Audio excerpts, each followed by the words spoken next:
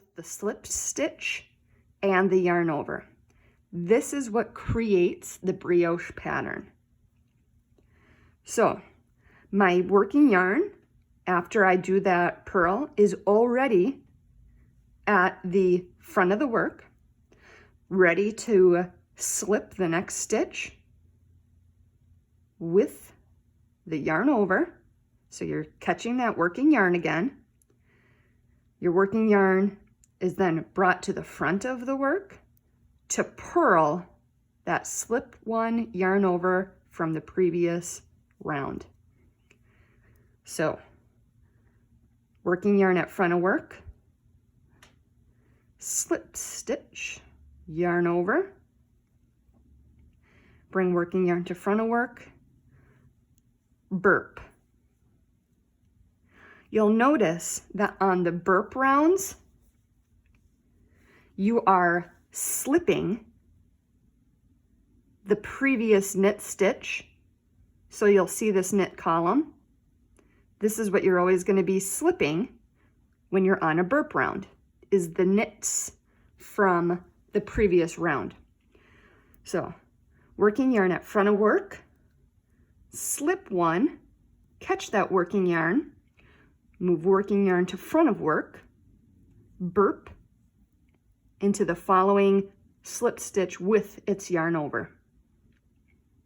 Your working yarn is already at the front of the work, ready to slip the next stitch, catching that working yarn to create a yarn over, move yarn to the front of the work,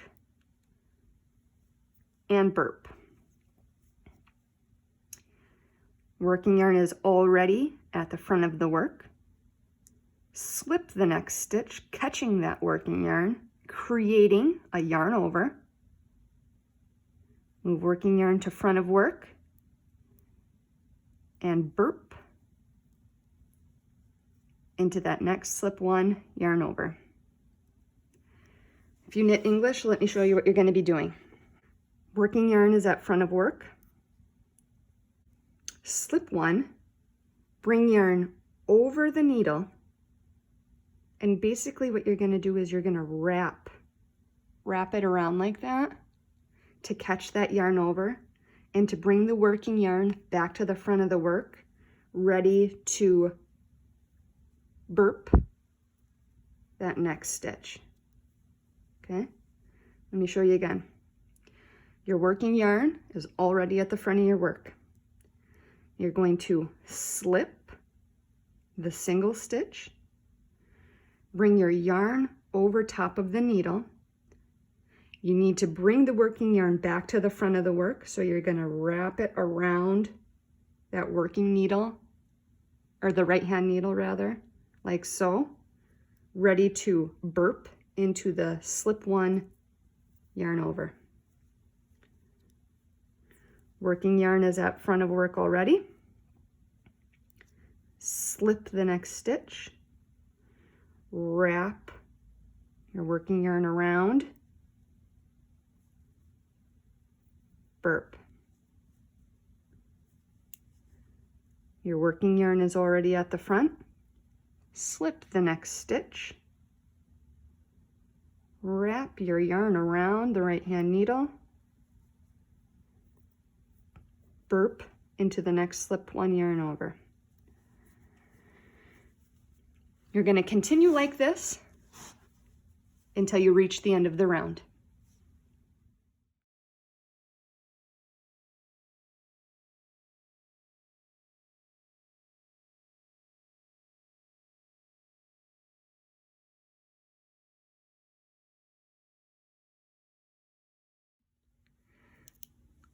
All right, so now we're on our third round, our third brioche round. It is a main color round, which means that it is a bark round. So once again, what I like to do is the color that I just finished using, my contrast color, flip it over to the left there, pull my main color up and over. You're going to want to give that a good little pull to make a nice clean tight join. And then we're just gonna start doing the same thing that we did before with our slip one yarn over and our barks.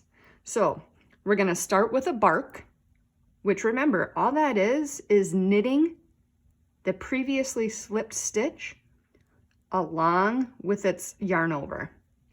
So we're gonna knit that, that's a bark. We're going to slip one, yarn over,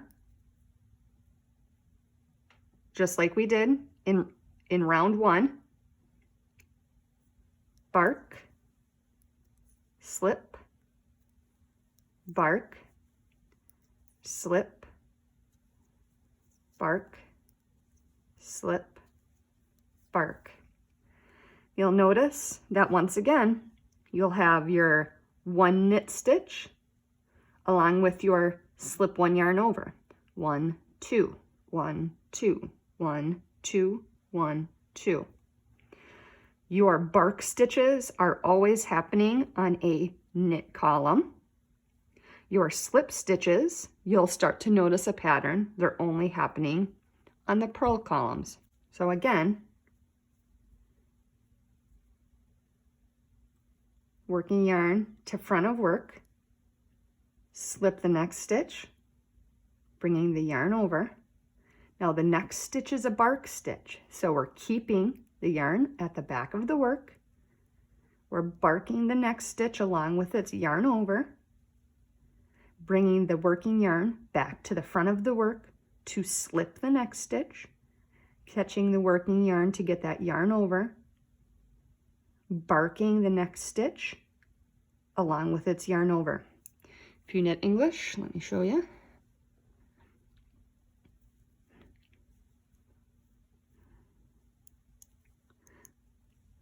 Since the next one is this single stitch, we're going to be slipping that one. So we're going to bring working yarn to front of work, slip that stitch, bringing the yarn over, top of the needle. The next stitch is a bark stitch, so we're keeping the working yarn at the back of the work. We're barking that slip stitch along with its yarn over. Working yarn to front of work, slip the next stitch, bring the working yarn over top, bark the next stitch. Continue doing this for the rest of the round, and I'll meet you on the other side.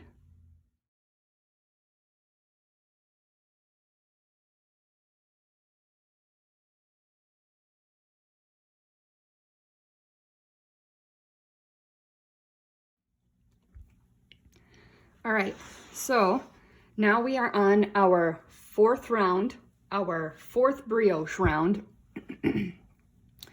It's a contrast color round, which means that it's a burp round. Again, I'm crossing my yarns to kind of tighten those joins, and I'm giving a good little tug on my contrast color yarn to make sure that just to make sure that that joint is really tight. Once again, this is just like round two. We're going to be slipping the first stitch because this is a burp round. This is a knit column. We want to slip that one. Working yarn in front, slip the stitch, catching the working yarn, making that yarn over. We're doing a burp though, so we need to bring that working yarn back to the front of the work. Slip, yarn over, burp, slip, yarn over. Now, I actually find the burp rounds more intuitive because the working yarn pretty much always stays at the front of the work. There's not a lot of going back and forth between the front and back of work. It's simply always at the front. You're gonna slip one with the yarn over, bring the yarn back to the front to burp. It's already at the front of the work now to slip one yarn over, keep it at the front of the work to burp the next stitch.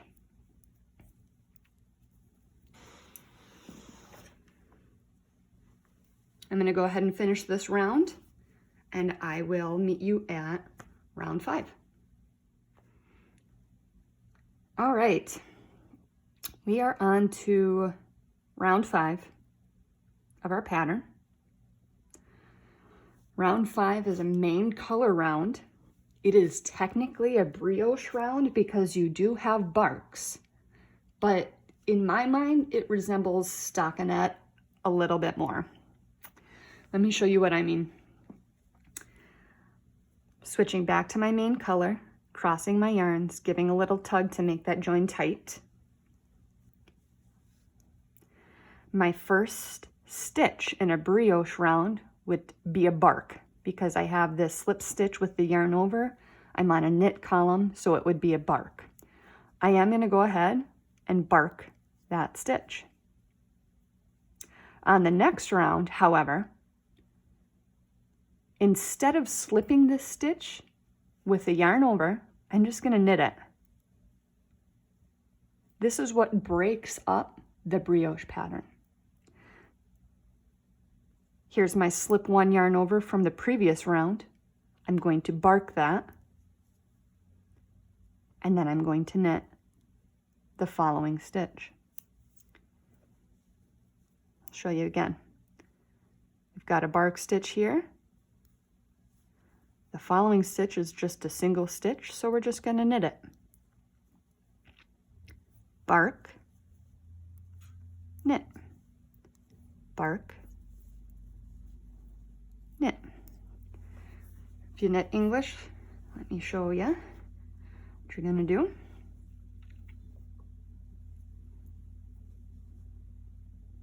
Again, it's really just knitting across this row. The difference is the slip 1 yarn over, you're knitting together, and that's technically a bark. So we're going to knit those two together.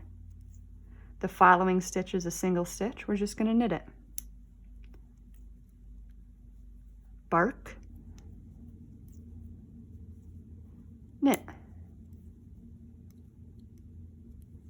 bark, knit, bark,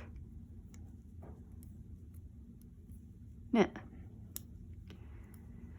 You continue in this fashion until the end of the round. So I will see you at round 6.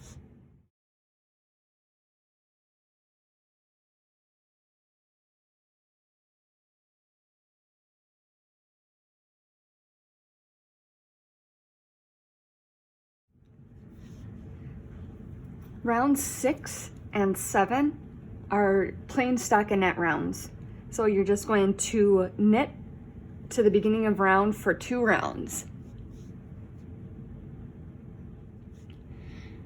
After you knit your 2 rounds of stockinette, then you're going to start the pattern over again. Each pattern repeat is going to give you a little section of brioche and a little section of stockinette. If you want longer runs of brioche, you're going to repeat rounds 3 and 4 until you reach your desired brioche column length, and then you'll move to round 5 to start breaking up the brioche. So that is the basic broken brioche stitch pattern.